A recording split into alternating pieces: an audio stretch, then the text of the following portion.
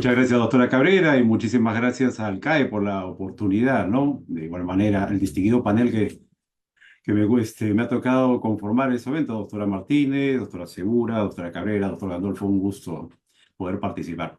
Y efectivamente, aprovechando mis 10 minutos, que son cortísimos, empezamos. Vamos a hablar, pues, de alguna manera, dar primeros comentarios con respecto a esta ley 32069, esta ley general de contrataciones públicas, que de alguna manera, en la parte que me ha tocado revisar, tiene ciertas particularidades, vamos a denominarlo así. Hablamos como una parte introductoria, vemos que en el reglamento hay bastante por trabajar y bastante por definir y sobre todo en estos casos tan particulares como es la nulidad y la resolución de contratos. No sé si tengo opción para compartir. ¿Sí? Ok, acá está. Sí, así es, doctor. Procedo, entonces de una vez. ¿Me confirman si pueden ver? Sí, sí se ve, doctor. He tratado de ponerle unos colores cálidos como para contrarrestar este frío que hace por acá. Muy bien, muy bien. El tema que nos convoca nuevamente es causales de nulidad y resolución de contratos. Y eso es lo que vamos a abordar a continuación rápidamente. Vamos con la siguiente diapositiva. La base normativa con la cual vamos a trabajar, lo que ustedes ya conocen, han escuchado bastante, el texto único ordenado de la 30225, su reglamento y la norma precisamente con la cual nos vamos a detener un poco más para conversar, que es esta famosa ley 32069, Ley General de Contrataciones Públicas, publicado en el peruano este 24 de junio pasado, es decir, ni un mes. Entrará en vigor, dice, a los 90 días calendarios y sacando nuestros cálculos aproximadamente en 9 meses vamos a tener teóricamente la posibilidad de contar con una ley vigente y con su respectivo reglamento. Hablamos que la norma señala que entrará en vigencia 90 días después y 180 días después de emitida la norma, es decir, lo del pasado 24 de junio. Por eso hacemos el cálculo de los famosos 9 meses. Pues bien, vámonos directamente a los temas que vamos a conversar y empezamos por el tema de nulidad de contrato. Ya nosotros teníamos nuestras, digamos, en la anterior normativa, las particularidades de la misma, pero ahora vamos a ver qué ha pasado con esta nueva norma. ¿Qué nos está trayendo a colación? Como ustedes van a poder ver en las diapositivas, hemos hecho un paralelo entre lo que tenemos actualmente con 32225 y lo que viene con esta nueva 32069. Hablamos del artículo 44, se los he distinguido en color rojo para que puedan ustedes apreciar rápidamente las diferencias entre una y otra. Nos vamos al 32225. Vamos a trabajar solamente la ley, ¿no? No podemos hablar con respecto al reglamento porque no tenemos, pues, como es lógico, el reglamento de esta nueva norma, ¿no? Entonces, si nos vamos, por ejemplo, ¿no? Artículo 44, numeral 2, después de celebrados los contratos, la entidad puede declarar la nulidad de oficio en los siguientes casos. Vean ustedes rápidamente que la parte inicial del literal A, por ejemplo, dice por haberse perfeccionado en contraversión al artículo 11 de la presente ley. ¿Qué es lo que tenemos en la nueva norma? Por haberse suscrito con un proveedor impedido para contratar con el Estado. Ujú. Llama la atención aquí una primera actividad, ¿no? Es decir, por haberse perfeccionado en contravención con el artículo 11 de la presente norma. El objetivo, creo, principal es, de alguna manera, todo lo que tendría que ver con personas como llámese parientes, el grado de consanguinidad que traía consigo, impedimentos, quitarse, por llamarlo así, la posibilidad de afectar a terceros, por llamarlo de una forma. Y lo han hecho de una manera más sucinta, por haberse suscrito con un proveedor impedido para contratar con el Estado. Ya veremos qué trae el reglamento con respecto y las previsiones de la ley con respecto a quién puede o no contratar con el Estado. ¿Será más conscripto, por llamarlo así, o más amplio? Lo que sí nos llama la atención es, por ejemplo, esta parte, ¿no? La que ha sido suprimida de la nueva norma. Los contratos que se declaren nulos en base a esta causal no tienen derecho a retribución, es lo que decía la antigua norma, con cargo al Estado, sin perjuicio de la responsabilidad de funcionarios y servidores de la entidad, dice conjuntamente con los contratistas que celebraron irregularmente el contrato. Entonces, las preguntas acá con la nueva norma van a ser, es decir, ¿se tendrá derecho a retribución? ¿Qué pasa con la responsabilidad de los funcionarios, servidores de la entidad y contratistas? Porque lo que tenemos actualmente es que a personas, tanto como entidad, sus funcionarios, su estructura orgánica, que lo ha representado ante un contrato, y por otro lado el contratista, evidentemente conocedores de la norma, realizan o perfeccionan un contrato con estas características. La actual norma de una forma, adicionalmente a, ¿cómo se llama?, a sancionarlos, les castiga, por llamarlo así, que no tienen derecho a ningún tipo de retribución y de alguna manera inmediatamente les aplica o le da la posibilidad de la aplicación de responsabilidad. Pero ¿qué pasa en el otro lado? ¿Por qué se ha suprimido? Particularmente me parece que esto debió mantenerse, que este tipo de situaciones no, de alguna manera ameritan una sanción de distinto tipo de índole. A estas alturas del partido hay mucha gente conocedora de este tipo de normativa, conociendo que una actividad de esa naturaleza no es de alguna forma contraria a nuestra legislación, creemos, por tanto, que esto debió mantenerse. Primer punto. Vamos al literal B. Dice, cuando se verifique la transgresión del principio de presunción de veracidad durante el procedimiento de selección. Cuando ustedes revisan la nueva normativa, replica esa parte, pero en la nueva normativa de esta 32069 se ha retirado algo que me parece muy importante y que no está subsanada posteriormente. Se le ha retirado lo siguiente, o para el perfeccionamiento del contrato. Entonces, ¿qué quiere decir? Que cuando yo presente, imaginemos que yo soy el que estoy cometiendo el acto indebido, transgredo el principio de presunción de veracidad, llámese documentación falsa, inexacta, etcétera, durante el perfeccionamiento del contrato, no voy a tener no va a existir la posibilidad de la declaratoria de nulidad. ¿Por qué ha sido retirada de esta nueva norma? Vean ustedes el B, cuando se verifique que durante el procedimiento de selección, y mire el anterior, cuando se verifique transgresión durante el procedimiento o para el perfeccionamiento del contrato. Omisión, ¿qué pasó? Ese es un punto que también debería, creo yo, debió haberse mantenido. Continuamos. Estoy siendo bien escueto por el tema del tiempo, disculpen ustedes. ¿Qué tenemos en literal C? Básicamente lo único que se ha hecho es suprimir la terminología, el contrato, no hay mejor dicho, no hay ningún tipo en el fondo, ningún tipo de cambio sustantivo. Cuando se haya suscrito contrato, cuando se haya suscrito, bueno. D, el literal D, cuando no se haya cumplido con las condiciones y requisitos establecidos en la normativa. Lo que vemos lo que tenemos en 32.5 me pareció una redacción adecuada. Y lo que vemos en 32.069 también me parece correcta, pero están adicionando estos términos que también son los correctos de procedimiento de selección competitivo, procedimiento de selección no competitivo y también el tema de haciendo referencia a la simulación. Si nosotros, creo yo, comparando ambas denominaciones o ambas formas de redacción, creo que el objetivo y el fondo va a ser siempre el mismo. Porque a través de la actual norma también se puede, lógicamente, llegar a la conclusión de que estamos hablando tanto de procedimientos de selección competitivos como no competitivos. Llámese un no competitivo, la contratación directa. Lo que tenemos, pues, en el primer párrafo del literal D de nuestra actual norma. Entonces, precisiones conceptuales, sí, pero de todas maneras es trabajo también para el reglamento abordar de todas maneras por una mejor claridad y definición de los conceptos, digamos, los contenidos de los cuales estamos conversando en este momento. Aquí hay un tema bastante simpático y me parece hasta, por llamarlo así, hasta peligroso. ¿Y en qué consiste esto? Nuevamente, estamos en supuesto de nulidad. ¿Qué es lo que dice la actual norma? Cuando el literal E, cuando por sentencia consentida ejecutoriada, y esto es lo que ha sido suprimido en la actual norma, o reconocimiento del contratista ante la autoridad competente nacional extranjera se evidencia que durante el procedimiento de selección o para perfeccionamiento del contrato, en resumidas cuentas, que el reconocimiento ante autoridad extranjera de la comisión de un delito ha sido suprimida de la actual norma. Si mal no recuerdo, lo que ha sucedido con Odebrecht o empresas similares ha sido reconocimiento de esa naturaleza. ¿Por qué se ha retirado? ¿Y qué pasa si vuelve a ocurrir una situación que la empresa ABC extranjera hace un reconocimiento ante una autoridad en Argentina, en Brasil, donde sea, que no va a poder ser materia, por lo tanto, de nulidad? Que más bien deberían ser más que todo buscar la ampliación de estos supuestos para una mejor administración, llámese de justicia en este caso, no solamente tema penal.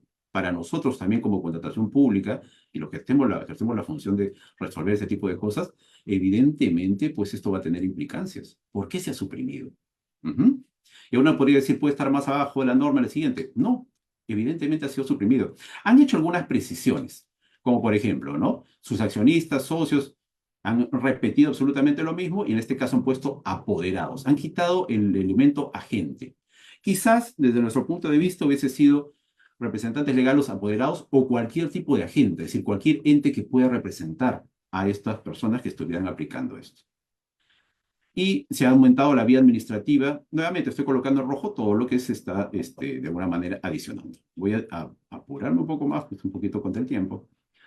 Con respecto a nulidad del contrato, esta parte, ¿no? Cuando se acredite que el contratista, sus accionistas o empresas vinculadas o gobiernos efectivos han pagado, ofrecido. Nuevamente, el tema de corrupción, si se dan cuenta, en el anterior supuesto era cuando hubo un reconocimiento ante autoridad extranjera. Aquí, cuando se acredite, pero ese supuesto también está siendo retirado de la actual norma. ¿Qué ha pasado nuevamente? ¿No debería ser más bien al contrario la pregunta? Este G sí me parece adecuado que haya sido retirado, ¿no? En caso de contratarse bienes o servicios sin el previo procedimiento de selección que correspondiera, porque está subsumido en uno de los anteriores supuestos.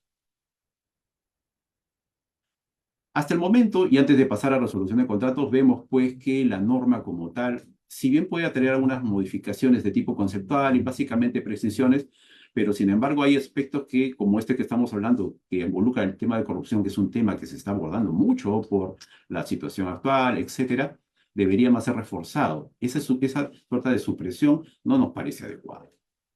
Ahora pasamos de alguna manera al tema de resolución de contrato. ¿Qué viene en la ley con respecto al tema de resolución de contrato?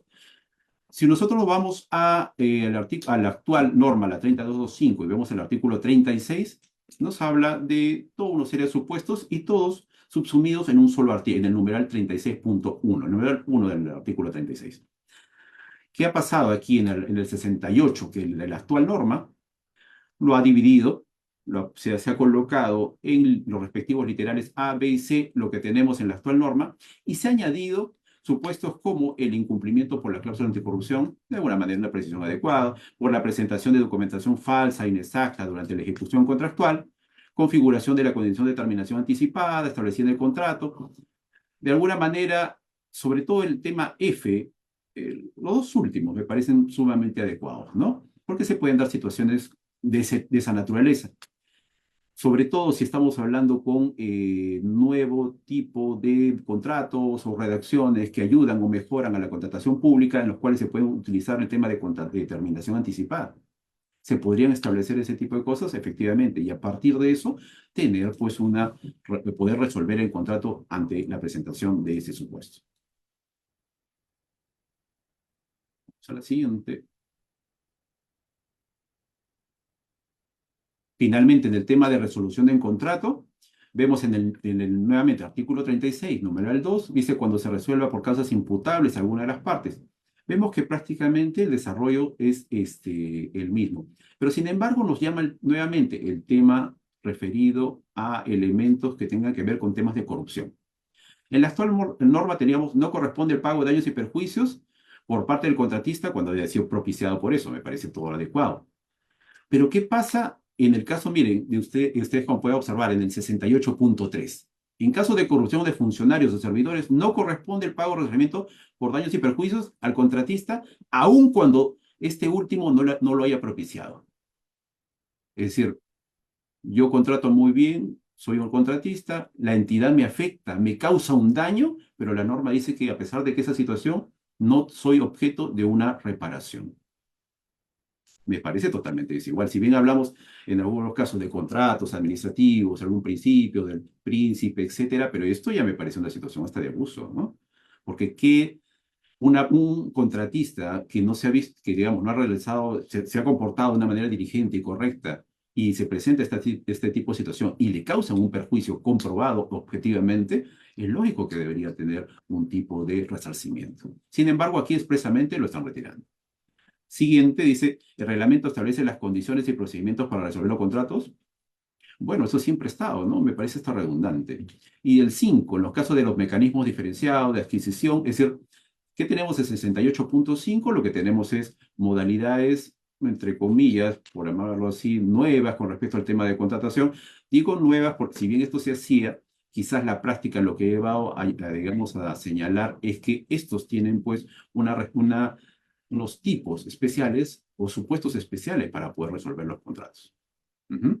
Ese lado sí me parece positivo con respecto a ese tema. Bien, doctores, disculpando la brevedad de la exposición, muchísimas gracias. Tenemos 10 minutos, creo que inclusive he pasado. Y bueno, ya habrá otra oportunidad para conversar. Dejo mi correo electrónico para lo que quieran. Y muchas gracias nuevamente. Muchas gracias, doctora Carolina, por por el pase. Y bien, para servirlos. Gracias, doctor Segarra. Excelente exposición. Bueno, ahora es el turno del doctor Ricardo Gandolfo Cortés. El doctor Gandolfo es abogado por la Pontificia Universidad Católica del Perú, con más de 40 años de experiencia en contratación pública. Es revisor y redactor final del Reglamento General de las Actividades de Consultoría REGAC, autor del proyecto de la primera ley de contrataciones del Estado. El doctor Ricardo Gandolfo ha participado en la elaboración de la mayoría de las normas en materia de contratación pública y también ha formulado múltiples opiniones. Ha realizado estudios para la Comunidad Andina en representación del Perú, para la Agencia Internacional de Desarrollo de los Estados Unidos y para Consucode. El doctor Gandolfo es consultor, catedrático, conferencista y árbitro inscrito en los registros de la Cámara de Comercio de Lima, la Universidad Católica, la Cámara de Comercio Americana y de otros importantes centros. Es editor y fundador del semanario electrónico Propuesta, que se difunde desde el año 2021. Bienvenido, doctor Gandolfo. El doctor va a tocar el tema entre lo bueno y lo malo de la ley de contrataciones públicas. Adelante, doctor. Muchas gracias. En primer lugar, quisiera expresar mi agradecimiento al Círculo de Arbitraje con el Estado, al doctor Jorge Ruiz Bautista, y felicitar a los organizadores, a ustedes por su presencia y a los miembros del panel mi saludo afectuoso. Tratar de hablar de lo bueno y lo malo de una ley como la que tenemos entre manos es un poco difícil, porque todas estas normas tienen un aspecto positivo, un aspecto negativo, incluso un mismo artículo puede ser visto desde un lado positivo y desde un lado negativo. De manera que yo me voy a limitar a señalar 10 puntos, no cogidos precisamente al azar, pero 10 puntos que creo que son interesantes para reflexionar cómo se ha trabajado esta ley.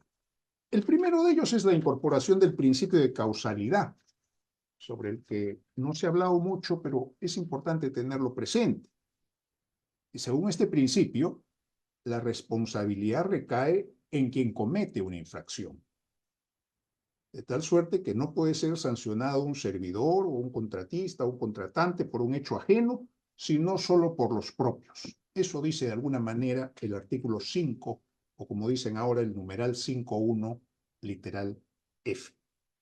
El precepto consagra lo que nosotros conocemos como la responsabilidad subjetiva, pero no se condice esta consagración de este principio con la eliminación de un precepto que estaba en el proyecto que el Ejecutivo remitió al Congreso de la República y que sancionaba a la persona que entregaba un documento con información inexacta, falsa o adulterada a un postor o a un contratista y que era causal de su respectiva sanción. Lo que sí se ha previsto en la ley es la posibilidad de reducir la sanción por debajo del mínimo siempre que se demuestre que el documento falso, inexacto o adulterado ha sido entregado al postor por un tercero. Pero no solo eso, sino que también se demuestre que el postor o actuó con la diligencia debida para tratar de comprobar la veracidad del respectivo documento y que ha iniciado además las acciones legales para determinar la responsabilidad originaria. Disposición que se ampara en lo que conocemos como responsabilidad objetiva y que no castiga al autor directo del ilícito, quien seguirá sorprendiendo a otros postores, a otros contratistas durante varios años hasta que concluyan los juicios que tenga en su contra. De manera que ahí hay algo positivo y al mismo tiempo algo negativo. Segundo punto, se ha incorporado en la ley la retención de pago como garantía de fiel cumplimiento. Algo muy importante, que yo personalmente he venido persiguiendo a lo largo de muchos años. Incluso en el Pleno del Congreso, en las últimas discusiones, se logró corregir a tiempo un error garrafal en el que se estaba incurriendo y que incurre ya la norma actual para las pequeñas y medianas empresas en las que les permite esto que se llama distintamente a lo largo de los años como fondo de garantía, retención de pago, retención de obligaciones o lo que fuese. Se dice que esta posibilidad de que al contratista le retengan, en vez de que ponga una carta fianza, le retengan un porcentaje de cada uno de sus pagos o valorizaciones, dependa de la voluntad del propio contratista, lo cual está muy bien. Pero en otro artículo se dice que eso depende en la práctica de la voluntad de la entidad, que puede introducir dentro de las bases la facultad que tendría el postor de optar por esta alternativa. Lo cual es nefasto, porque si yo te doy la posibilidad que tú eliges el fondo de garantía, porque no tienes que corretear una carta fianza, ahora que los bancos te exigen tener en ahorros la misma cantidad de dinero, en fin, una serie de complicaciones. Simplemente te descuentan un porcentaje de cada una de tus valorizaciones. Pero si la entidad va a decidir si esa opción la tienes o no, la entidad definitivamente no lo va a querer, porque la entidad va a preferir una carta fianza que sea el íntegro del monto de la garantía antes de firmar el contrato. Aparte hay otros problemas, como que esas retenciones se hagan durante la primera mitad del contrato y no a lo largo de todo el contrato como era hace 25 años. En fin, algo se avanza, algo se retrocede, porque no se revisan las normas o no se consultan con quienes deberían consultarse. O si consultan, escuchan y no hacen caso. Tercer punto. Se delega en el reglamento la definición de los casos en los que se requerirá de un supervisor o de un inspector de obra. Eso lo hace hasta ahora la Ley Anual de Presupuesto del sector público. Dice, a partir de este monto es obligatorio que tengas un supervisor, el lenguaje va variando, contratado mediante concurso, en fin, de acuerdo a la ley. Pero ahora va a ser el propio reglamento. El asunto puede parecer simple, pero el asunto es difícil, complicado, porque si lo va a decir el reglamento, vamos a estar supeditados a que una obra tenga supervisión por una norma que se apruebe a través de un decreto supremo, no por una norma que se apruebe a través de una ley. Siguiente punto. La entidad puede autorizar prestaciones adicionales en servicios, dentro de los que están comprendidos los estudios y las supervisiones de obras, hasta el 25% del monto del contrato. Pero en ejecución de obras, y en buena hora por la ejecución de las obras, puede llegar ahora hasta el 30% del monto del contrato. Deben conciliarse esos límites, porque todas esas prestaciones atraviesan los mismos riesgos y vicisitudes. Las reclamaciones sobre prestaciones adicionales, hasta ese 30%, ahora podrán ser controvertidas en la Junta de Prevención y Resolución de Disputas, que es el nuevo nombre de la Junta de Resolución de Disputas, le han agregado el de prevención, y en arbitraje. Aunque el texto del artículo no es adecuado. El texto del artículo dice, podrán ir a arbitraje las prestaciones, los adicionales solicitados a la entidad. Y no es solicitados a la entidad. Los solicitados, aprobados por la entidad, dice la norma, aprobados por la entidad. Y los aprobados por la entidad no van a ir a arbitraje, al contrario, los aprobados por la entidad se van a ejecutar, y muy bien. Los que van a ir a arbitraje son los no aprobados o los aprobados parcialmente. Entonces, ahí puede haber una disquisición. En todo caso, debería ser solicitados a la entidad. Yo estuve pensando que ahí se podría poner una fe de ratas, pero después descubrí que la fe de ratas tiene un plazo, creo que 10 días de que se publica la norma, una cosa así. Entonces, olvidémonos de la fe y de las ratas.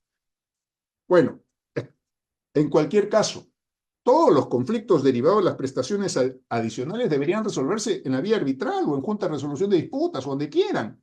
No hay razón alguna para que unos tengan el privilegio de una solución rápida y eficaz del conflicto y otros tengan que ir al Poder Judicial. No hay razón. Ahora dicen que hasta el 30% de alguna manera podría ir a arbitraje o resolución de disputas en buena hora. Hasta ahora es el 15%. Pero vamos hasta el 30%. Ok. ¿Y el 31%, por qué no? Ese 1%, ¿por qué no? ¿Qué lo diferencia? ¿Qué corona tiene ese 1% respecto del resto? Ninguna. Solo decirle, oye, hasta el 50%. Y eso está tan mal que el 50% es el promedio universalmente de adicionales que tienen todas las obras longitudinales, que se extienden sobre terrenos imposibles de estudiar al detalle. En el mundo, 50% es el promedio. Acá es el límite.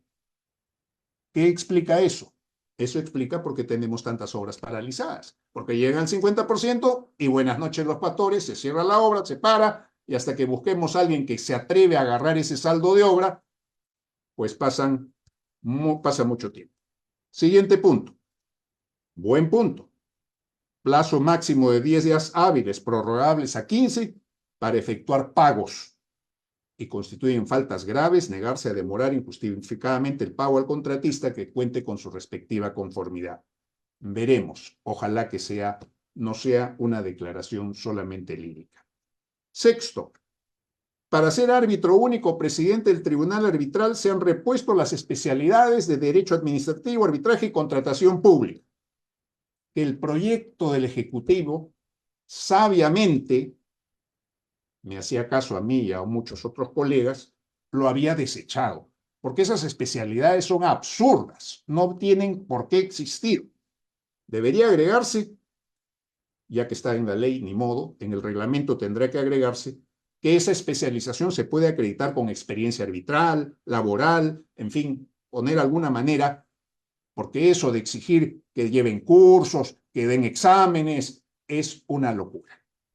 Y nos conduce a lo que estamos, a que las entidades no tengan un universo de árbitros suficiente, capacitado, con experiencia, para poder designarlos en sus respectivos arbitrajes. Siguiente. La Junta de Resolución o de Prevención y Resolución de Disputas se ha previsto solo para contratos de suministros y de obras. Según una modificación de última hora, esta vez nefasta, porque sacó a los servicios. O sea, los servicios no tendrán Junta de Resolución de Disputas. En el proyecto estaba previsto que también era para servicios. Ya veremos cómo arregla el reglamento este entuerto. Pero un entuerto similar yo arreglé en alguna oportunidad sugiriendo, cuando se dijo que, por ejemplo, había solo registros, hace 25 años, se dijo, solo el único registro que va a existir es para obras. Entonces, uy, ¿y el de los consultores?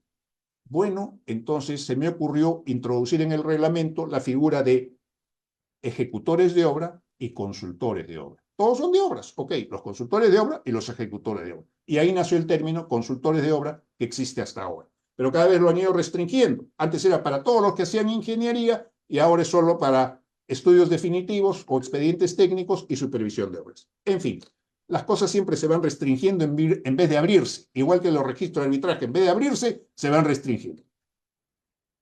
Ok, siguiente.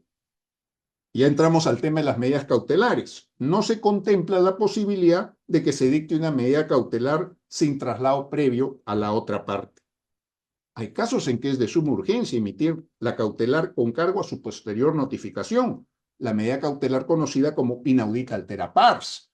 Eso ya también se ha prohibido en la legislación general, en la ley de arbitraje, modificando absurdamente la ley de arbitraje en ese aspecto. Entonces, la ley de contrataciones, o como se llama ahora, la Ley General de Contrataciones Públicas, en vez de copiar lo bueno de la ley de arbitraje, copia lo malo de la ley de arbitraje. Bloquean las medidas cautelares, también bloquea la ley de contrataciones. Se debe copiar lo bueno, no lo malo, por favor. Bueno, y por último, la caución juratoria sí la rescatan, porque para el régimen general también se ha proscrito la caución juratoria. Ahora hay que poner fianzas para pedir una medida cautelar, por eso es que no hay medidas cautelares. Entonces, ahora la caución juratoria en la ley de contrataciones se limita hasta las contrataciones de 200 UITs. Entonces, ¿Por qué va a haber cauciones juratorias en función? O sea, la caución juratoria es cuando tú declaras y dices, oye, yo asumo cualquier responsabilidad que pueda ocurrir respecto de esta medida cautelar. Y ahora no. Ahora te mantienen el tema de que tienes que poner una fianza por el monto de la medida cautelar que estás pidiendo. Pero vamos, si vas a poner la misma cantidad de plata para la medida cautelar porque necesitas pagar proveedores, porque necesitas pagar subcontratistas, lo que fuese, si tienes ese dinero no pides una cautelar, pagas nomás a tu gente. O sea, están matando, siguen matando las medidas cautelares. Si el régimen general la había matado, el régimen especial termina rematando. Y por último, se mantienen los contratos gobierno a gobierno, respecto a los cuales tengo severas observaciones, pero felizmente se han puesto algunos candados que ojalá funcionen. Por ejemplo, condicionados a objetos contractuales de alta complejidad en los que el Estado peruano requiera en realidad asistencia técnica especializada por parte de otro Estado. Y el otro candado es que hayan ventajas objetivas y el análisis costo-beneficio para el Estado peruano demuestre que le interesa y le conviene contratar con otro Estado. Ese análisis costo-beneficio, el comparativo con otros mecanismos de contratación existentes que sustenten que la contratación gobierno a gobierno es ventajosa en términos objetivos de oportunidad de alcance. ¿Quién va a definir cuándo es un objeto contractual de alta complejidad? He ahí el detalle. No puede definirlo un burócrata desde un escritorio de un ministerio. La propuesta que se ha hecho y que han hecho diversos gremios como CAPECO, la Asociación Peruana de Consultoría, el Colegio de Ingenieros, es que sea, por ejemplo, el mismo Colegio de Ingenieros quien defina y decida cuándo son objetos contractuales de alta complejidad. Y hasta ahí, creo que me he pasado bastante el tiempo, pero ha sido un placer estar con ustedes. Muchas Muchas gracias. gracias, doctor Gandolfo. Felicitaciones por tan excelente exposición. Bueno, Gracias. ahora le toca a la doctora Romina Segura, a quien voy a presentar. La doctora Romina, pues es asociada principal del estudio Echecopar, asociado a Baker McKenzie International.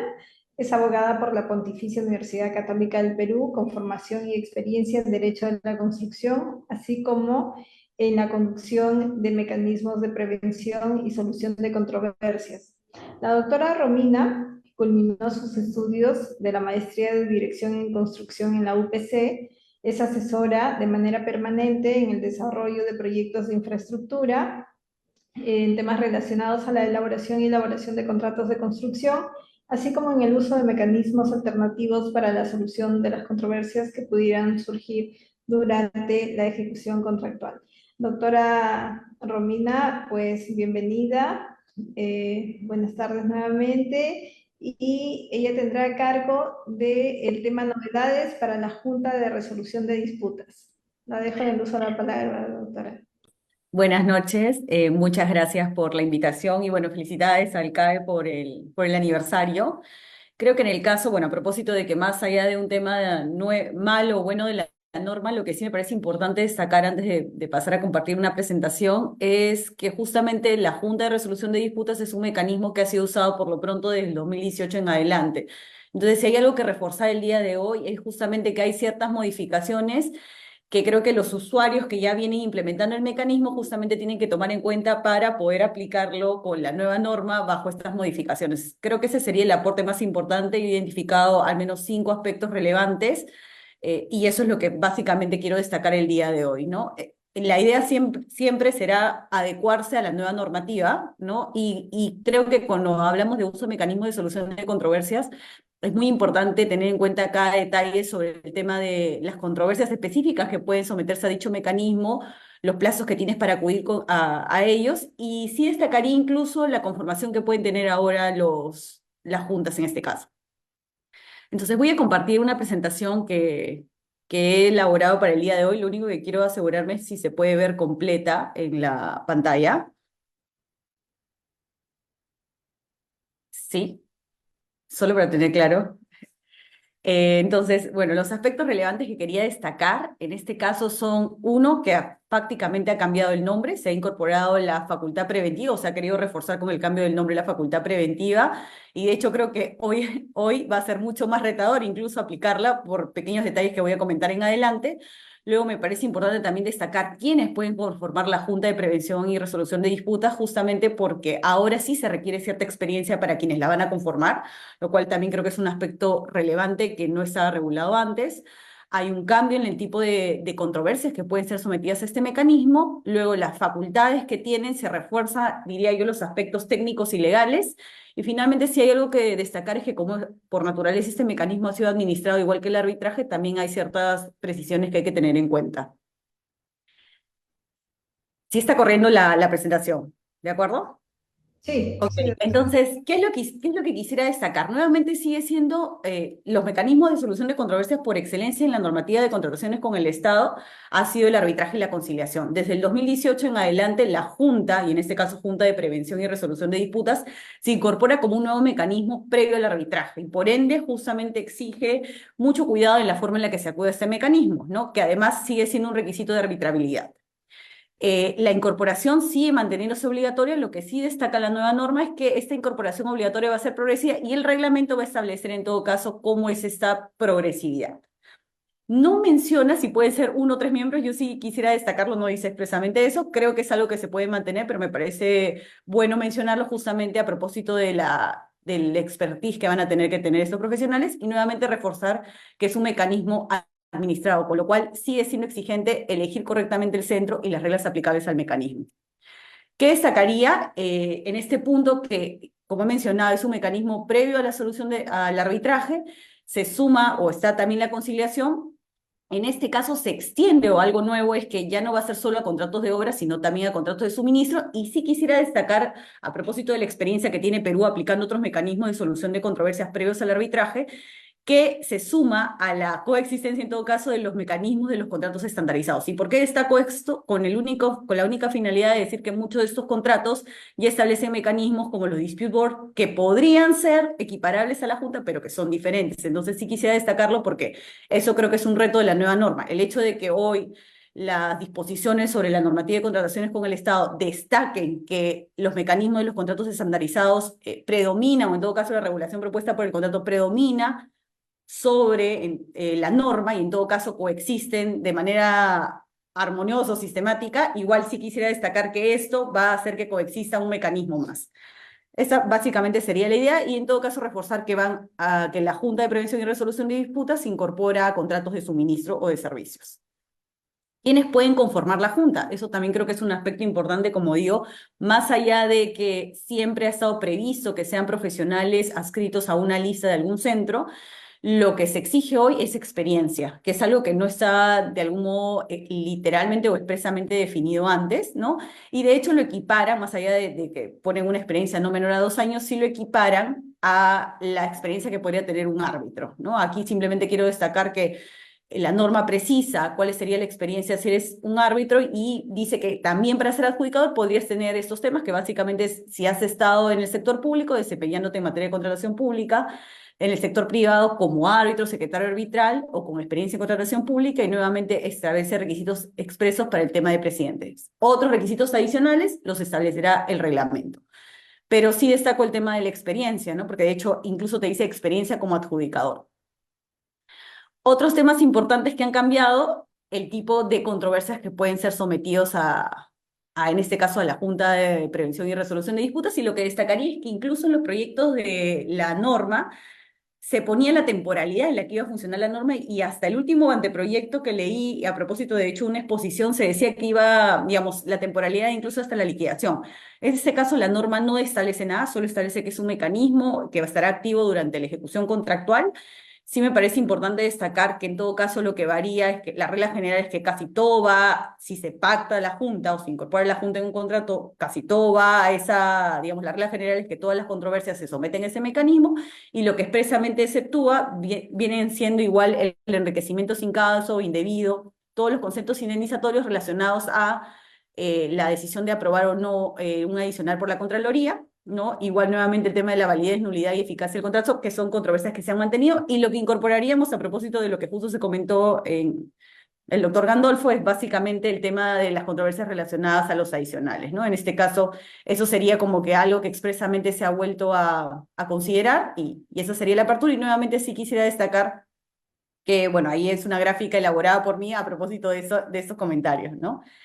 ¿Qué es lo que sí creo no va alineado con el tema o hace más retador ser preventivos en el uso de este mecanismo? Es precisamente el hecho de que hoy los plazos de caducidad o los plazos para poder acudir al mecanismo sí están muy acotados, ¿no? En este caso se se han introducido modificaciones como el hecho de que tengas que acudir a la Junta en un plazo de 20 días de comunicado el desacuerdo respecto a una situación en específico, con lo cual en realidad la posibilidad, considerando los tipos de controversias que normalmente es usual en este tipo de contratos, obliga en realidad a hacer ejercicios muy agresivos o rápidos de prevención, y si no los puedes hacer, en realidad casi que dejas solo la posibilidad de acudir al mecanismo de solución de controversias, pero para que emita una decisión. Entonces sí creo que en este punto el hecho de haberle cambiado el nombre no va muy alineado. No obstante, creo que simplemente va a tener que exigirse mucho más reto para ser preventivo, si ese es el propósito, ¿no? Y finalmente luego también existe un plazo de caducidad para poder acudir a arbitraje, ¿no? Que también hay que observar con mucho detalle, ¿no? Y la excepción, o sea, esas serían las reglas generales, y luego nuevamente, si la Junta sigue a propósito de, digamos, de las regulaciones complementarias que pueda salir en el reglamento, igual estos son plazos que creo yo deben ser como que muy observados con cuidado para efectos de no perder el derecho, porque expresamente el artículo lo dice así.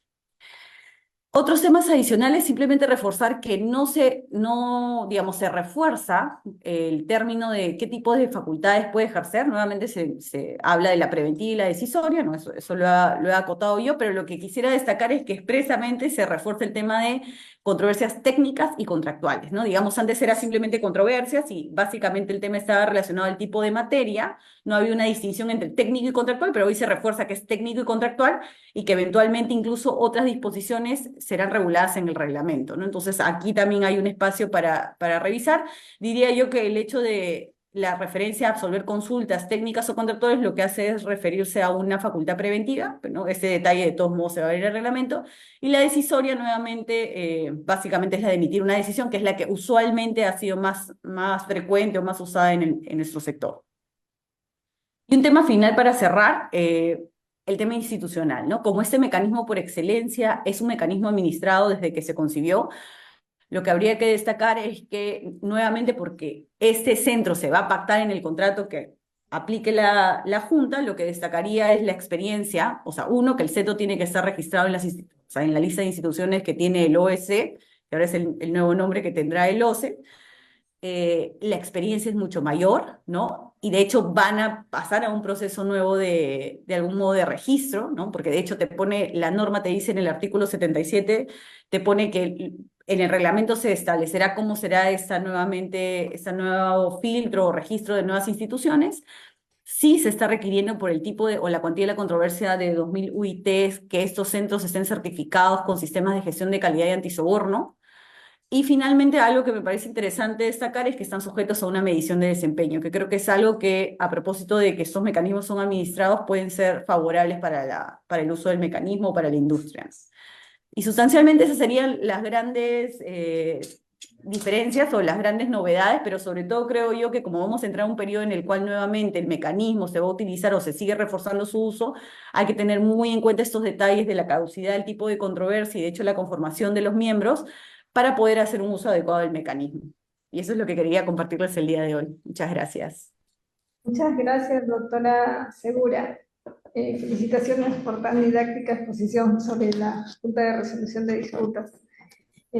Bueno, ahora ha llegado el turno de nuestra última expositora, la doctora Elvira Martínez Coco. La doctora Martínez ha participado como árbitro y participa en arbitrajes nacionales e internacionales ad hoc de la ICC, de la CAIB también, Cámara de Arbitraje Internacional de París. Es árbitro CIADI, nombrada por el gobierno peruano por el periodo 2018-2024. Hace 8 años, la doctora Elvira es elegida en la banda 1 por The Chambers Latin American Guide 2017 como uno de los árbitros más demandados Ha sido elegida como líder en los árbitros en Perú en Leaders Leagues en los últimos años. Integra la lista de los Most Active Female Arbitrators del 2023 en arbitraje internacional en Ranking Just Connect 2023. La doctora Elvira Martínez es coach del equipo de la Universidad Peruana de Ciencias Aplicadas, con los que ha ganado distintas competencias internacionales. Doctora, bienvenida y la dejo en el uso de la palabra para que pueda deleitarnos con el tema de novedades para el arbitraje con el Estado. Muchísimas gracias, Carolina, por la presentación y obviamente mi agradecimiento al CAE por tener la oportunidad de compartir esta tribuna con personas a las que les tengo gran respeto intelectual. Veamos, tenemos novedades, ¿no?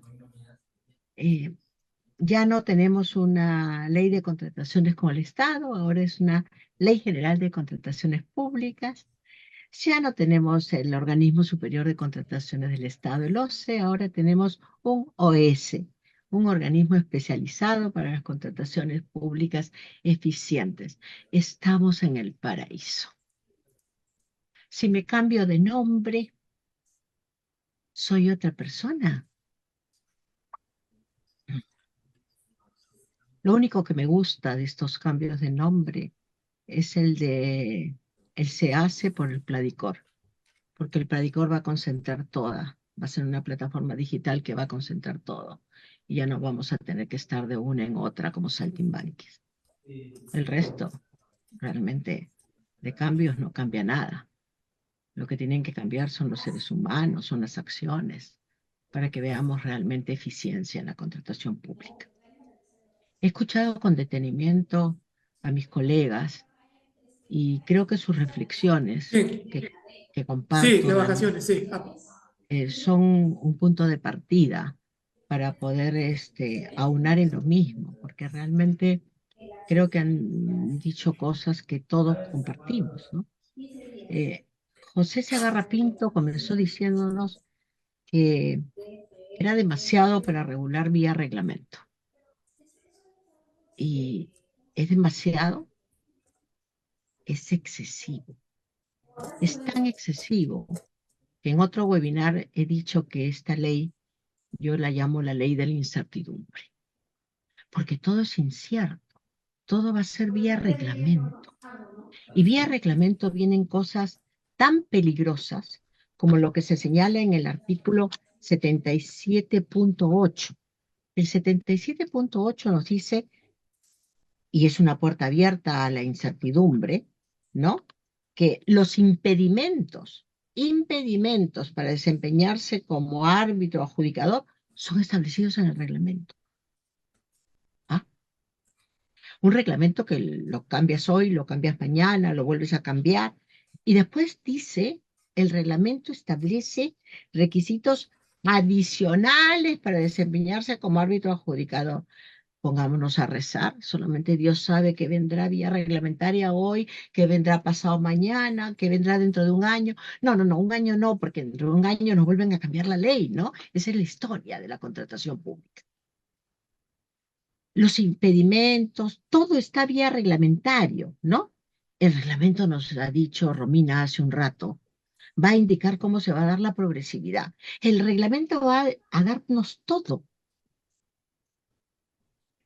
Es la ley de la incertidumbre.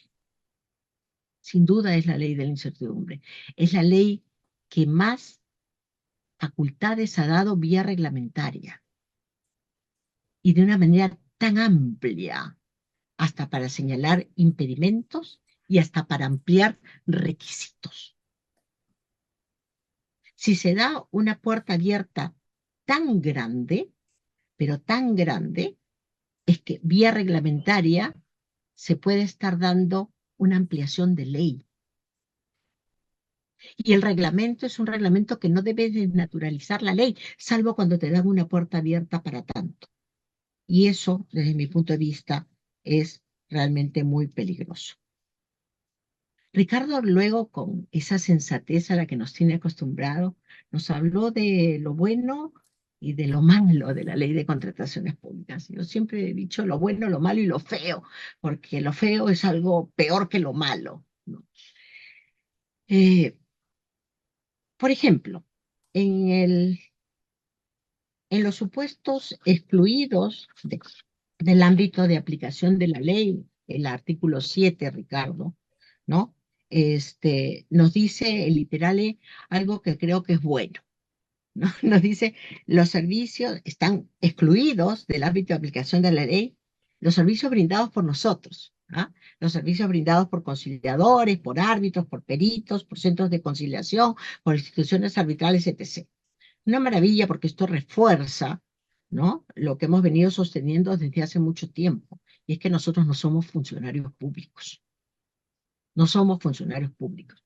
Estamos excluidos del ámbito de la ley. Esto es bueno. Pero el literal H trae algo bueno y trae algo malo. Algo bueno que debería de ampliarse.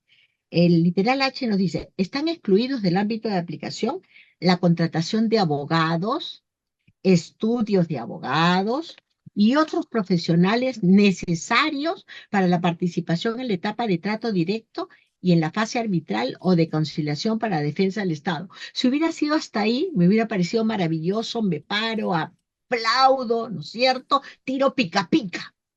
Pero no, sigue diciendo un ratito, solo para controversias internacionales de inversión que efectúa el Ministerio de Economía y Finanzas. O sea, solo para casos CIADI. Claro, y por eso se gana, pues gana tanto el Estado en los casos CIADI, porque puede hacer las cosas con eficiencia. ¿Qué significa con eficiencia? Con rapidez, con libertad. Pero en el arbitraje nacional, pobres nuestros procuradores, están atados de manos. Tienen que pasar por toda la burocracia para lograr tener un perito, ¿no es cierto? Y tienen que arrodillarse y pedirle al tribunal arbitral una y otra vez y presentar sus fundamentos y todos sus anexos de que ya lo pidieron, pero todavía no se lo otorgan. Por favor, un placito más, otro placito más, otro placito más, ¿no? Libertad, señores, libertad. Como diría Milei, ¿no es cierto? ¿Ah? ¡Viva la libertad, carajo! ¿Por qué no? ¿Por qué no acá? ¿Por qué no en la contratación para todos? ¿No? Entonces, hay bueno y hay malo. En lo bueno, el fortalecimiento de los centros de arbitraje. El fortalecimiento de los centros de arbitraje es bueno. Uy, pero lo malo, se fortalecen a todos. ¿Saben cuántos tenemos ahora? Más de 300. Más de 300. ¿Cuántos de esos son realmente buenos? Cuéntenme. Todos ustedes que arbitran, ¿en cuántos centros de arbitraje realmente confían? Ajá. Muy bien, Ricardo. Contados con los dedos de una mano, 5, ¿no? Contados con los dedos de una mano. Y resulta que de pronto el Ministerio de Transporte, que maneja la mayor cantidad de arbitrajes y los más importantes de nuestro país en materia de cuantía, saca la resolución ministerial 351/2024 MTC/01, ¿no es cierto?, en el que aprueba su convenio arbitral. ¿Qué tiene de malo, me van a decir ustedes? Todas las entidades pues tienen su convenio arbitral y su convenio arbitral lo incorporan ¿no? Lo incorporan en el contrato, todo está bien. Sí, pero en el anexo 2, señores, en el anexo 2 hay instituciones arbitrales propuestas con orden de prelación. Ojo, pestaña y ceja. Y no son 5, Ricardo, son 9. Y todas ellas son de primer orden. Los invito a que las revisen. Y lo que me preocupa es lo siguiente. En la ley, los centros de arbitraje pueden ser suspendidos. Y cuando son suspendidos, ¿saben cuándo son suspendidos? Simplemente cuando se inicia un proceso contra ellos. ¿Ah? Por ejemplo, basados en la presunción de inocencia, me imagino, la ley ha sacado eso de lo que hablaba José Segarra hace un momento, ¿no? Ha sacado el tema de que los que conforman una sociedad, etcétera, etcétera, hasta que no haya sentencia ejecutoriada o firme, ¿no? Entonces, yo lo entiendo como la presunción de inocencia. Mientras se presume la inocencia, no puedes declarar la nulidad del contrato, tiene que haber una sentencia ejecutoriada o firme, ¿ok? Tiene que haber una sentencia ejecutoriada o firme. Pero acá se le suspende simplemente cuando se inicia el proceso, no cuando se ha declarado que esa causal que se está viendo es correcta. Se inicia el proceso y ya no pueden recibir más arbitrajes, solamente continuar con lo que tienen. Entonces, los malos de la película, y cuando hablo de los malos de la película digo los malos centros de arbitraje, se van a mover pues para que se suspenda a los buenos centros de arbitraje y entonces se quedan solitos en el mercado. ¡Qué maravilla! El arbitraje se muere. Si vamos por ese camino, el arbitraje no va más. Y esto se debe a lo que yo he llamado el karma, señores. El karma. El karma, el karma siempre existe, pues en la vida, ¿no es cierto? Tira una piedra y a veces la piedra no es piedra, es pelota, rebota y te revuelve a tu cara. En su oportunidad, los centros de arbitraje identificaron como su enemigo al arbitraje ad hoc y solo se preocuparon del arbitraje ad hoc y lo lograron reducir a su mínima expresión. Y siempre dije que el arbitraje ad hoc no era un enemigo, que los enemigos son los mortales, los seres humanos corruptos, esos son los enemigos, y esos han estado como árbitros hasta en los centros de arbitraje de mayor prestigio, por el amor de Dios, y se atacó al arbitraje ad hoc como si fuera el enemigo. El enemigo no eran ellos, el enemigo eran los más de 300 centros de arbitraje que hay hoy en día y que van a tener ese poder absoluto. Entonces, hay que invitarlos pues a los centros de arbitraje de primer orden a que se unan, a que se distingan a su verdadero enemigo y que vean cómo se puede distinguir la paja del trigo. Porque nuestro verdadero problema y cuello de botella se encuentra ahora en eso. Y en la medición de desempeño que van a tener los centros de arbitraje según esta nueva ley, medición de desempeño totalmente subjetiva, señores. Totalmente subjetiva y que queda a cargo del nuevo OS, que no es otra cosa que el antiguo OCE. Y el antiguo OCE era quien manejaba el RNA. ¿Y quiénes estaban en el RNA? Unos cuantos, contados con los dedos de la mano de primera orden. ¿Y el resto? El resto no servía.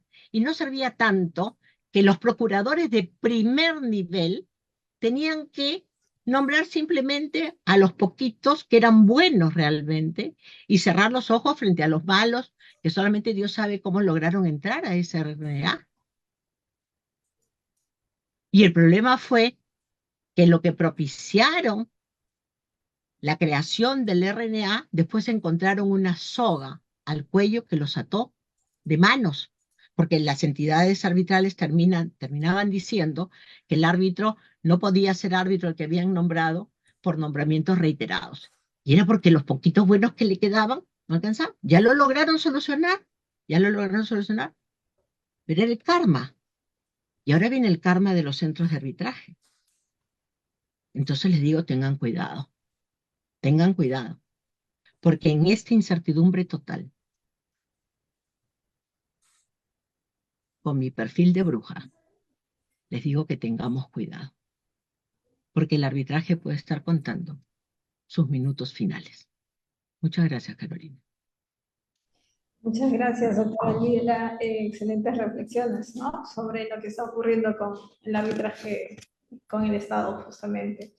Bueno, vamos a dar pase a la segunda parte, que es las conclusiones de cada uno de ustedes. 2 minutitos en el orden de exposiciones, por favor. El doctor Segarra. Ok, muchas gracias, doctora. Efectivamente, ¿no? Es decir, me apropio por unos instantes de la denominación de la doctora Ley de Certidumbre. Sí, doctora, me parece adecuada, ¿no? El tema que me ha tocado abordar, nulidad y resolución, y específicamente la parte que usted también ha conversado, ¿Por qué quitar el tema la propia, digamos, el propio dicho como una causal de nulidad? ¿Qué está pasando? Y el reglamento, efectivamente, el reglamento va a ser un cajón desastre. Y yo no creo que vaya a tomar 6 meses en hacerse, ¿eh? Si es que sea, bueno, creo mucho más porque y va a traer muchos problemas, ¿no? Bastantes problemas. Es decir, en los últimos 10 años se han cambiado normas de manera consecutiva y frecuente, ¿no? Más de 10 años inclusive. Pero particularmente esta norma creo que, entre comillas, es la que me llama más la atención a las otras. Esperemos, pues, que el reglamento pueda hacer lo mejor en general para el país, ¿no? Y finalmente, en el caso de, ciñéndome a mis temas, ¿no? Nulidad de resolución, hay cosas que no estoy de acuerdo, que yo lo he manifestado, que deberían ser reincorporadas, si se pudiera, bien modificación, no lo sé, porque realmente se está creando un vacío. Si se está queriendo combatir corrupción, sobre todo estos últimos dos aspectos que hemos conversado, creo que no se va por el camino adecuado. Muchas gracias, doctora Cabrera. Gracias, doctor Segarra. Doctor Gandolfo. Gracias. Bueno, fíjense, en la actualidad el arbitraje efectivamente sufre el embate de centros de arbitraje de dudosa reputación, por un lado, y por otro lado, de la escasez de árbitros con sólida experiencia susceptibles de ser elegidos por las entidades o por los centros de manera residual cuando los árbitros de parte no se ponen de acuerdo en la elección del presidente. Pero esos dos problemas serios y graves no son responsabilidad de la ley actual. Fíjense ustedes, la ley actual dispone en su 22ª disposición complementaria final que mediante decreto supremo la presidencia del Consejo de Ministros debe identificar a la autoridad para acreditar las instituciones arbitrales. Existe la obligación actual de acreditar instituciones arbitrales. Hasta ahora no se ha hecho. Y debería hacerse. Si se hubiese hecho, no tendríamos el problema que confrontamos ahora. Y respecto de los árbitros, el problema es que el OCE, el actual OCE, que como ya bien ha dicho Elvira, va a cambiar de nombre y va a ser el organismo especializado en contrataciones públicas eficientes. Las ineficientes no van a estar reguladas ahí, a Dios gracias. Bueno, el OCE dispuso a través de una directiva cómo va a ser el régimen de incorporación de profesionales en el Registro Nacional de Árbitros. No lo dispuso ni la ley actual ni el reglamento actual, lo dispuso el OCE. Entonces el OCE comenzó a achicar el número de árbitros al punto que de un día, de la noche a la mañana, teníamos 40 árbitros nomás que podían ser elegidos. Entonces, esos son los dos problemas. Y ahora en la ley, en materia de centros de arbitraje, les cuento dos anécdotas nomás. Una que siempre comento con mi gran amigo Fernando Cantuarias y me dice, tú hiciste muy bien cuando dijiste que todo se regule por la ley general. Correcto. Pero la ley general, la ley de arbitraje, que es una ley modelo, un citral que no se debe tocar, la ley establece que las partes se ponen de acuerdo en qué centro van a ir. Y si no se ponen de acuerdo, no es que van a cualquier centro, como sucede con la ley de contrataciones. Van a arbitraje ad hoc. Yo designo a mi árbitro, tú designas al tuyo, y de común acuerdo designan al presidente. Yo designo un árbitro honorable, y si tú designas a alguien que no es honorable, bueno, mi árbitro no te va a aceptar de presidente otro que no sea honorable. Entonces, van a entrar en problemas, van a ir a un centro, y el centro elegirá a alguien honorable. Salvado el asunto. Porque ya están dos honorables contra uno que no es honorable, bueno, no va a haber problemas. Será un laudo en mayoría favorable a la causa, a la ley, a la justicia. Bueno, entonces eso sucede en la ley general, pero en la ley especial, como bien dice Elvira, se implantó el arbitraje institucional y se dijo, oye, si no hay institución pactada, vas a cualquier institución. Oye, cuidado, pues como cualquier institución. Y si no están acreditadas, voy a cualquiera. Mañana nos juntamos 4, hacemos un instituto y ahí se van a llevar los arbitrajes. No, no es así. Así no funcionan las cosas. Entonces, hay que regular las cosas bien. Si quieres acreditar, acredita. Ahora en esta ley, por ejemplo, se acreditó, se dice que se va a acreditar, se han puesto algunos requisitos. Y en unos borradores, proyectos, anteproyectos decían, los centros de arbitraje tienen que tener una antigüedad de 3 años. Entonces me llamaron de un centro de arbitraje nuevo y me decían, oye, esto es para bloquear a los centros de dudosa reputación, por no decir centros truchos. Entonces me dicen, no, pero esos centros truchos tienen más de 3 años. Entonces yo voy al Congreso de la República y les digo, oigan, no, no es posible. Y como gran solución, ya no son 3 años, ahora son 5 años. Entonces, como si la solución fuese aumentar los años de experiencia en el giro. Y esos señores, amigos míos que me buscaban y que han creado un nuevo centro, amparado por una universidad todavía, no saben ya qué hacer. Felizmente, la ley ha establecido otra cosa que no sé si será legal o no, pero ha establecido que el reglamento establecerá los requisitos para los nuevos centros.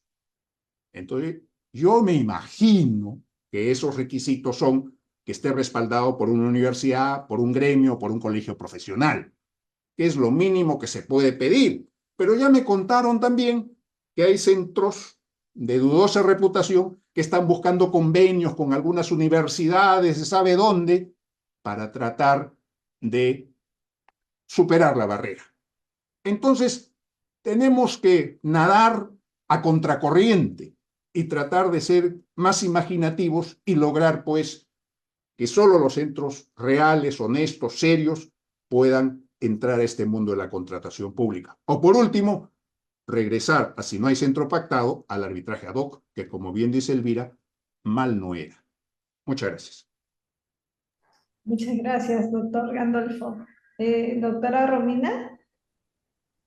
Bueno, en mi caso, reforzar simplemente el tema de que, como en este caso, la Junta de Prevención y Resolución de Disputas, que sigue siendo pues un mecanismo que por lo pronto está previsto, se incorpore a los contratos de suministro y de obra, pero digamos, la idea es que se incorpore contractualmente. Creo que ahí el trabajo siempre va a ser nuevamente pactar adecuadamente el centro, más allá de obviamente los comentarios que han hecho, pero digamos, hay una cosa no regulada en la norma, que es que las partes son las que finalmente deciden, y si bien el Estado normalmente propone estos lineamientos o propone los centros, igual siempre hay esa capacidad de decisión, ¿no? Entonces creo que sigue siendo importante, sobre todo un mecanismo de acompañamiento permanente, que se coja adecuadamente el centro, que dado justamente la pregunta que ponían ahí, son centros que tienen sus propias reglas para la conducción y el ejercicio de las facultades. Se exige, o el sistema exige, poder tener claridad sobre qué reglas van a aplicar en la conducción de ese mecanismo. Y otro aspecto muy clave es que sigue siendo importante a quiénes escogemos para que conformen esas juntas, ¿no? Nuevamente es un tema de decisión, de evaluación. Creo que ahí hay un esfuerzo importante para usar adecuadamente los mecanismos, ¿no? Y sobre qué retos, sí me gustaría abordar este tema de la pregunta que ponen, ¿qué retos habrían pendientes? Bueno, la verdad es que las modificaciones, porque en general sí hay cambios importantes, sobre todo en el tema del ejercicio de las facultades, no está muy dicho en la norma. Comparto ese parecer de que todo se ha diferido mucho el reglamento y entonces hay cierta incertidumbre. El reto está justamente en eso. Las regulaciones actuales que tenemos usando desde 2018, muy probablemente en varios contratos, no va a ser la misma, y por ende los reglamentos se van a tener que adecuar a estas nuevas modificaciones y a lo que pueda precisar el reglamento. Sí creo que es un mecanismo que sustancialmente debería mantener las facultades, pero igual siempre es muy importante tener claro qué reglas conducen los procedimientos, ¿no? Entonces ese es el reto en los centros, y en la norma eso queda ahí puesto. Y luego sobre el tema de si se suscribe en un contrato tripartito, ¿cuál es la consecuencia? Bueno, eso no está regulado en la norma. No ha estado tampoco regulado. Lo que hace en la práctica es diferir la conformación de la Junta, y eso siempre sigue siendo nuevamente un reto, ¿no? Mientras se exija el consenso de las partes o la actividad de las partes, en realidad muy poco sirve que esté regulado alguna consecuencia, ¿no? Creo que nuevamente el tema pasa por las personas y los que usamos estos mecanismos. Eso sería todo, y bueno, en verdad siempre estamos retos, pero creo que profesionalmente hablando, nosotros mismos hacemos la diferencia cuando usamos correctamente los mecanismos, cuando aplicamos bien las normas y elegimos a las personas adecuadas, ¿no? Ahí está la diferencia. Muchas gracias nuevamente por la invitación. Muchas gracias, doctora Segura. Doctora Elvira. Dos cosas solamente, ¿no? La primera es que invoco a que, sobre pretexto de la contratación con el Estado, no se toque la ley de arbitraje. La ley de arbitraje es un parangón a nivel internacional. Es algo que nos debe de enorgullecer. Y ya hay creada una comisión para meterle mano. Así que, por favor, déjenla en paz, tranquila. que está bien hecha. En segundo lugar, pues los centros de conciliación deben de unirse y deben de unirse para lograr que se distinga a los buenos centros de conciliación de los otros. O sea, no todos tienen las condiciones para manejar realmente arbitrajes con ética, con probidad, etcétera, etcétera. Y nadie mejor que los mismos centros de conciliación de primer nivel para poder lograr esto, ¿no? Y ver cómo se hace pues con estas cosas como las que ha sacado el Ministerio de Transporte con ese orden de predación, ¿no? Revisen ustedes la norma y, por ejemplo, no está en Chan, no está en Chan. Oh, ¿qué pasa ahí? ¿Qué pasa ahí? Cuidado, cuidado con ese tipo de cosas que no benefician al arbitraje, que le hacen daño, que le hacen daño. Creo que deben de consultar a los operadores jurídicos, ¿no? Los ministros, antes de sacar una norma. No, me pregunto, ¿el ministro le ha consultado al procurador, por ejemplo, a David Ortiz, qué sabe de esto? ¿Qué centros son buenos, son malos? O de repente él los habrá recomendado, no sé, no creo, ¿no? Todos, a todos los que están ahí. Creo que los políticos deben de despojarse un poco de la vanidad y escuchar a quienes deben de escuchar. Probablemente se hacen eso si entienden que cuando estamos en un cargo somos temporales, somos pasajeros y estamos para dejar huella, buena huella y no mala. Lo único que debemos de hacer es abrir bien los oídos y escuchar a quienes debemos escuchar. Muchísimas gracias, Carolina. Muchísimas gracias al CAE y a la vida por darme la oportunidad de conversar con Romina, con José, con Ricardo y aprender tanto de todas sus reflexiones. Muchas gracias. Muchas gracias, doctora Elvira. Bueno, hemos llegado a la parte final de la mesa. Agradecer a todos nuestros expositores, a todos los que nos están viendo en vivo y nuevamente felicitar a Jorge Ruiz y al CAE por este 7º Congreso de Contratación Pública y Arbitraje. Muchas gracias.